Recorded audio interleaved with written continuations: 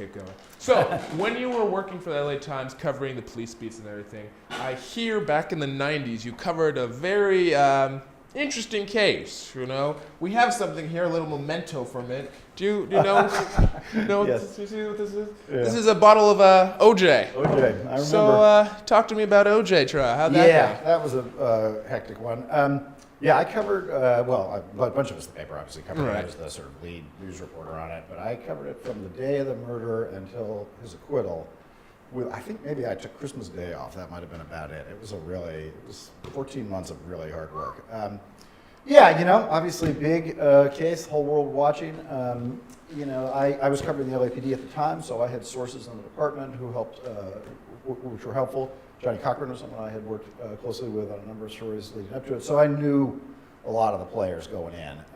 But I must say, I did not anticipate that the case would play out quite the way it did. It was, for one thing, it was incredibly fast-paced.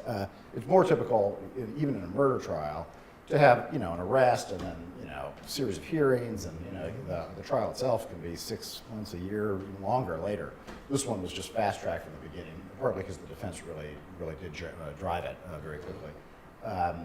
But it was a piece of work. Through that whole thing, I only actually talked face-to-face with Simpson once.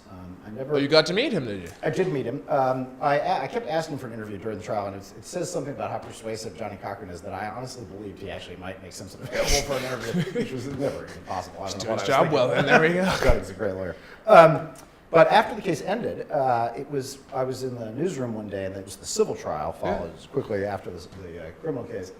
My colleague Henry Weinstein and I were watching TV, and CNN I think was on, and Simpson was on. He called in, and he was complaining about something about the coverage.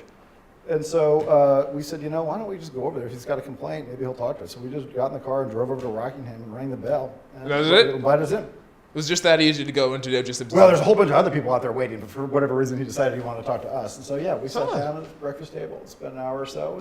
There was one particularly memorable moment for me, anyway. You'll understand why.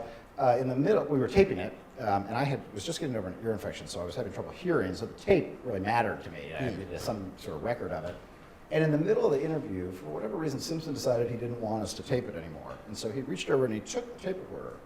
And I reached up to grab it back from him because I needed it. You're about to do an arm wrestling match with OJ Simpson. For one moment, I thought I might actually get into a company after that. And I thought, Jesus, he destroyed me.